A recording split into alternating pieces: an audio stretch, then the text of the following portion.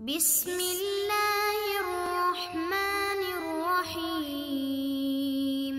بسم اللہ الرحمن الرحیم۔ السلام علیکم عزیز طلبہ کرام، امید ہے آپ حضرات خیریت سے ہوں گے۔ آج ہمارا صحیح مسلم کا سبق نمبر 233 ہے، جس کا عنوان ہے باب التوقیت فی المسح علی الخفین۔ آگے بڑھنے سے پہلے خلاصہ جات کو ایک نظر دیکھ لیں۔ گزشتہ سبق میں ہم نے اس عنوان کے تحت ان نکات پر بات کی تھی۔ آج کے سبق میں ہم اس عنوان کے تحت ان مذکورہ نکات پر بات کریں گے۔ تو بڑھتے ہیں سبق کی طرف۔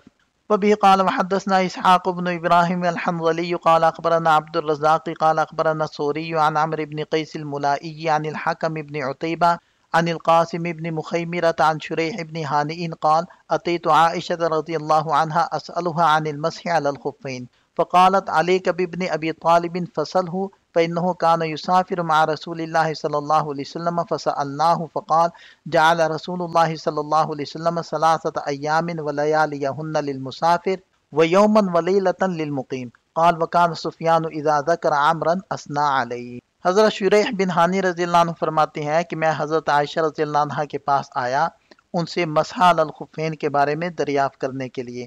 انہوں نے فرمایا کہ تم اس بارے میں حضرت علی بن ابی طالب رضی اللہ عنہ سے پوچھو، کیونکہ وہ نبی پاک صلی اللہ علیہ وسلم کے ساتھ سفر میں ہوتے تھے۔ ہم نے ان سے سوال کیا تو انہوں نے جواب دیا کہ نبی پاک صلی اللہ علیہ وسلم نے مسح کی مدت مسافر کے لیے 3 دن 3 رات اور مقیم کے لیے 1 دن اور 1 رات مقرر فرمائی۔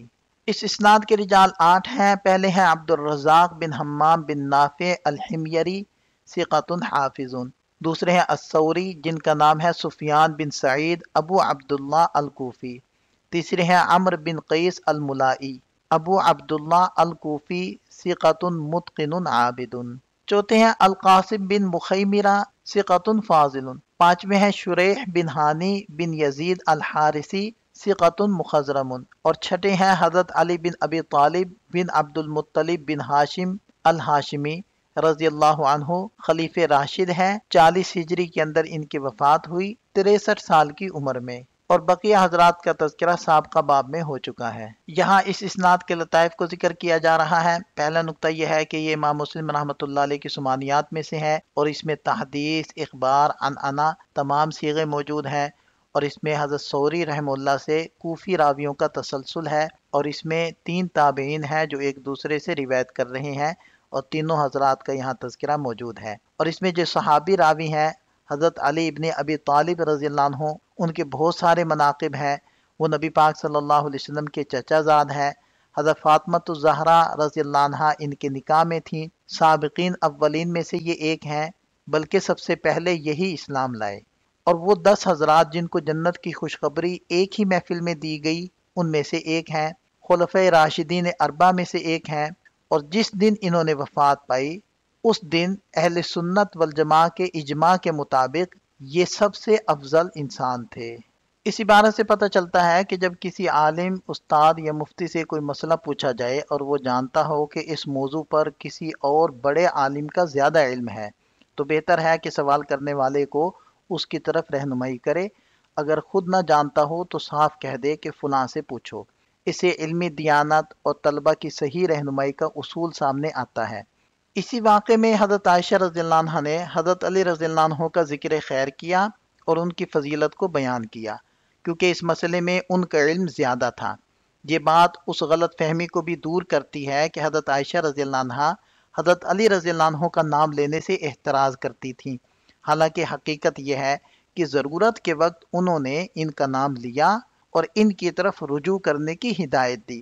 اس حدیث سے صاف طور پر معلوم ہوتا ہے کہ جمہور فقہا یعنی امام ابو حنیفہ، امام شافعی، امام احمد اور اکثر صحابہ کرام اور علماء کے نزدیک مسح علی الخفین کی مدت مقرر ہے۔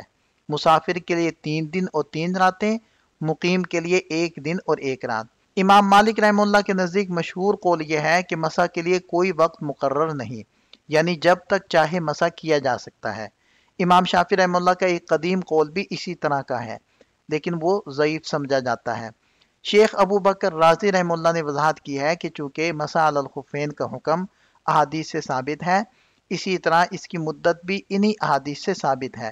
اگر مدت کو ختم کر دیا جائے تو مسح کا حکم بھی ختم ہو جائے گا، اور اگر مسح ثابت ہے تو مدت بھی لازماً ثابت ہے۔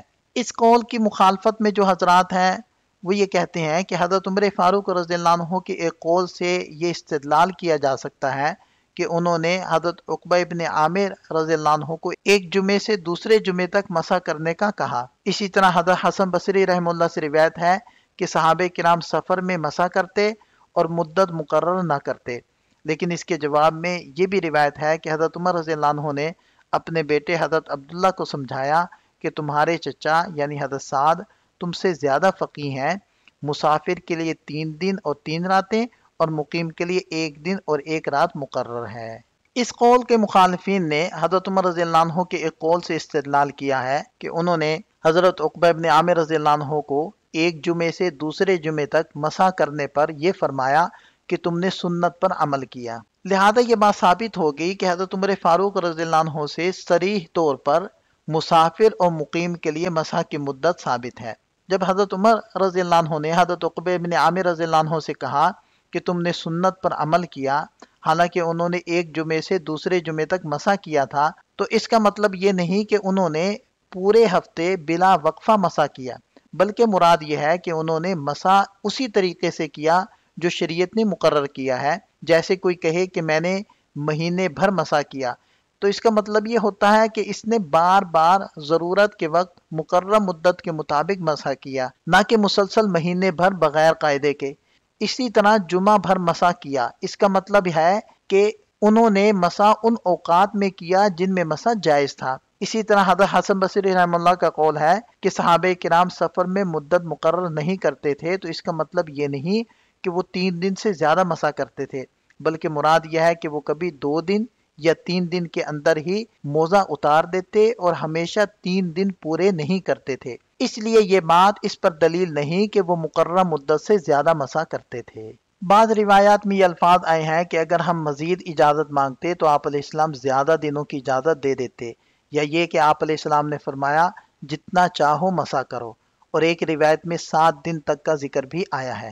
پہلی روایت یعنی حضرت خزیمہ ابن ثابت رضی اللہ عنہ، اس کا جواب یہ ہے کہ اس روایت میں وَلَوِ اسْتَزَدْنَاهُ لَزَادَنَا کا اضافہ دراصل راوی کا اپنا گمان ہے، اور گمان شرعی دلیل نہیں بن سکتا، اس لیے اس میں توقید یعنی مدت مقرر کرنے کا حکم ختم نہیں ہوتا۔ بہرحال ان روایات کو بنیاد بنا کر مسح کی مدت مقرر کرنے کے خلاف دلیل قائم کرنا درست نہیں، کیونکہ صحیح اور مشہور روایات کثرت سے موجود ہیں جن میں واضح طور پر مسافر کے لیے 3 دن اور 3 راتیں اور مقیم کے لیے 1 دن اور 1 رات کی مدت بیان کی گئی ہے۔ کچھ لوگ یہ اعتراض کرتے ہیں کہ جب مسح علی الخفین جائز ہے تو اسے غیر موقت ہونا چاہیے، بالکل اسی طرح جیسے وضو میں سر پر مسح کیا جاتا ہے اور اس کے لیے کوئی وقت مقرر نہیں۔ اس کا جواب یہ ہے کہ اصولاً عقل اور قیاس کا اعتبار اس وقت نہیں ہوتا جب صحیح اور صریح حدیث موجود ہو۔ چونکہ مسح علی الخفین کی مدت کے بارے میں مشہور اور متواتر روایات موجود ہیں، اس لیے قیاس کی گنجائش نہیں رہتی۔ مزید یہ کہ سر کا مسح بذات خود فرض ہے، جبکہ موزوں پر مسح اصل فرض یعنی پاؤں دھونے کا بدل ہے، اور بدل صرف اسی حد تک معتبر ہوتا ہے جس حد تک نص میں اس کی اجازت دی گئی ہو۔ پھر ایک اور اعتراض کیا جاتا ہے کہ جب زخم یا پٹی پر مسح بغیر وقت مقرر کیے جائز ہے تو موزوں پر بھی غیر موقت ہونا چاہیے۔ اس کا جواب یہ ہے کہ امام ابو حنیفہ رحمہ اللہ کے نزدیک پٹی پر مسح واجب ہی نہیں بلکہ مستحب ہے، اس لیے یہ اعتراض ان کے قول پر بنتا ہی نہیں۔ امام ابو یوسف اور امام محمد رحمہ اللہ کے نزدیک پٹی پر مسح ضرورت کے وقت کیا جاتا ہے، بالکل تیمم کی طرح۔ چونکہ یہ ضرورت کی حالت ہے اس لیے اس میں وقت مقرر نہیں، لیکن موزوں پر مسح ضرورت کے بغیر بھی جائز ہے، اس لیے اس میں مدت مقرر کی گئی ہے۔ شارح فرماتے ہیں کہ ممکن ہے کہ شروع میں مسح غیر موقت تھا، یعنی اس کے لیے کوئی خاص مدت مقرر نہ تھی اور بعد میں مقرر کر دی گئی ہو، اور جب صحابہ کرام نے بار بار اس مسئلے کی مدت کے بارے میں سوال کیا تو نبی پاک صلی اللہ علیہ وسلم نے وضاحت اور تحدید فرما دی۔ اس کی مثال بنی اسرائیل کے واقعے سے دی جا سکتی ہے کہ جب انہیں گائے ذبح کرنے کا حکم ملا تو اگر وہ کوئی بھی عام گائے لے آتے تو کافی تھا، لیکن انہوں نے بار بار سوالات کیے اور نتیجہ یہ نکلا کہ حکم مزید سخت اور محدود ہو گیا۔ اگر بنی اسرائیل نے سب سے آسان گائے لے لی ہوتی تو کافی تھا، لیکن انہوں نے سختی کی تو اللہ تعالیٰ نے بھی ان پر سختی کر دی۔ اور نبی پاک صلی اللہ علیہ وسلم نے ارشاد فرمایا، مجھے چھوڑ دو جب تک میں تمہیں حکم نہ دوں، کیونکہ تم سے پہلے لوگ اپنے انبیاء کرام سے کثرت سوال اور اختلاف کی وجہ سے ہلاک ہوئے۔ اسی طرح ایک موقع پر حج کے بارے میں سوال ہوا کہ کیا یہ ہر سال فرض ہے، تو آپ علیہ السلام نے فرمایا اگر میں ہاں کہہ دیتا تو ہر سال فرض ہو جاتا اور تم اس پر قادر نہ رہتے۔ لہذا ممکن ہے کہ آپ علیہ السلام نے اس مسئلے میں اپنی ذاتی رائے سے فیصلہ نہ کیا ہو، بلکہ صحابہ کرام کی مشاورت سے مدت مقرر کی گئی ہو۔ اس طرح مقیم کے لیے 1 دن اور 1 رات اور مسافر کے لیے 3 دن اور 3 راتیں طے ہوئیں۔ رہی یہ بات کہ حضرت خزیمہ بن ثابت رضی اللہ عنہ کی روایت میں ہے کہ اگر ہم زیادہ دنوں کی اجازت مانگتے تو آپ علیہ السلام اجازت دے دیتے، تو اس کا مطلب یہ ہے کہ اگر ہم اصل توقید کے وقت مزید اضافے کی درخواست کرتے تو ممکن تھا کہ آپ علیہ السلام اسے قبول فرما لیتے، لیکن ہم نے قناعت کی اور اسی مدت پر راضی ہو گئے جو مقرر کی گئی۔ گزشتہ صفحات کے اندر ہم نے پورے مسئلے کی وضاحت عربی شروحات سے کر دی ہے۔ اب اردو کے اندر بھی چند سلائیڈیں آپ حضرات کے سامنے رکھتی ہیں جس کے اندر بہت آسان الفاظ میں اس پورے مسئلے کی وضاحت کی گئی ہے۔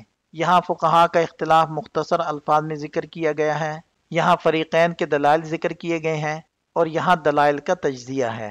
اس حدیث کو روایت کرنے میں امام مسلم رحمۃ اللہ علیہ متفرد ہیں، اور دیگر ائمہ حدیث نے بھی اپنی اپنی کتابوں کے اندر اس حدیث کو ذکر کیا ہے، جس کی تفصیل یہاں موجود ہے۔ یہاں اس حدیث کے فوائد کو ذکر کیا جا رہا ہے۔ اس حدیث سے یہ بات واضح ہوتی ہے کہ اسلام میں مسح علی الخفین مشروع اور ثابت شدہ عمل ہے، اور اس کے انکار کرنے والے دراصل گمراہی میں پڑے ہوئے ہیں۔ اس عمل کی مدت بھی بیان کر دی گئی کہ مقیم کے لیے 1 دن اور 1 رات، جبکہ مسافر کے لیے 3 دن اور 3 راتیں ہیں۔ اس سے امام مالک رحمہ اللہ کے قول کی تردید بھی ہوتی ہے، کیونکہ انہوں نے مقیم کے لیے مسح کو جائز نہیں سمجھا اور مسافر کے لیے بھی مدت مقرر نہیں کی۔ مزید یہ کہ اس سے معلوم ہوتا ہے کہ سلف صالحین اپنے دین کے احکام جاننے کے لیے اہل علم سے سوال کرنے میں نہایت حریص اور محتاط تھے۔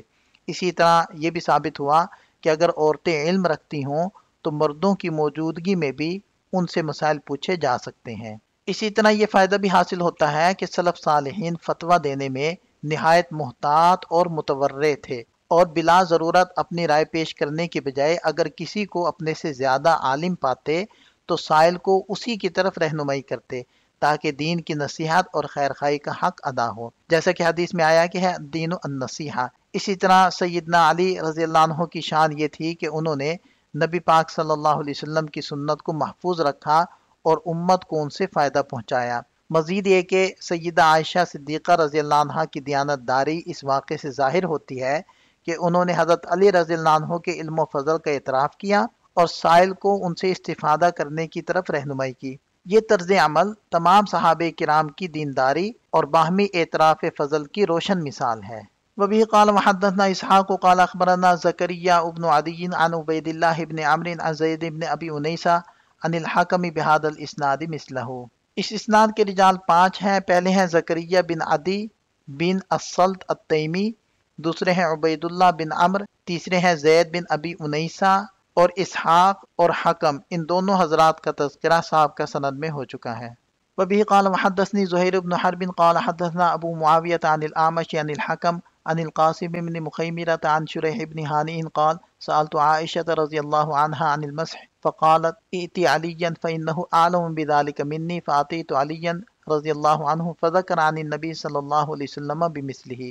راوی کہتے ہیں کہ میں نے حضرت عائشہ رضی اللہ عنہا سے موضوع پر مسح کے بارے میں پوچھا تو انہوں نے فرمایا حضرت علی رضی اللہ عنہ کی خدمت میں جاؤ، اس لیے کہ وہ اس مسئلے کو مجھ سے زیادہ جانتے ہیں۔ تو راوی کہتے ہیں کہ میں حضرت علی رضی اللہ عنہ کے پاس آیا تو حضرت علی رضی اللہ عنہ نے نبی پاک صلی اللہ علیہ وسلم سے سابقہ حدیث کی مثل حکم ذکر کیا۔ اس اسناد کے رجال 7 ہیں۔ پہلے ہیں زہیر بن حرب الحرشی ثقۃ ثبت، بقیہ حضرات کا تذکرہ اس سے پہلے ہو چکا ہے۔ یہ ان احادیث سے حاصل ہونے والے چند فوائد ہیں۔ جہاں ہمارا سبق مکمل ہو جاتا ہے ایک نظر خلاصے کو دیکھ لیں۔ یہ سبق سے متعلق چند سوالات ہیں، ان کے جواب تحریر کریں۔ ملتے ہیں نئے سبق کے ساتھ۔ اللہ تعالیٰ ہم سب کا حامی و ناصر ہو۔ دعاؤں میں یاد رکھیے گا۔ السلام علیکم۔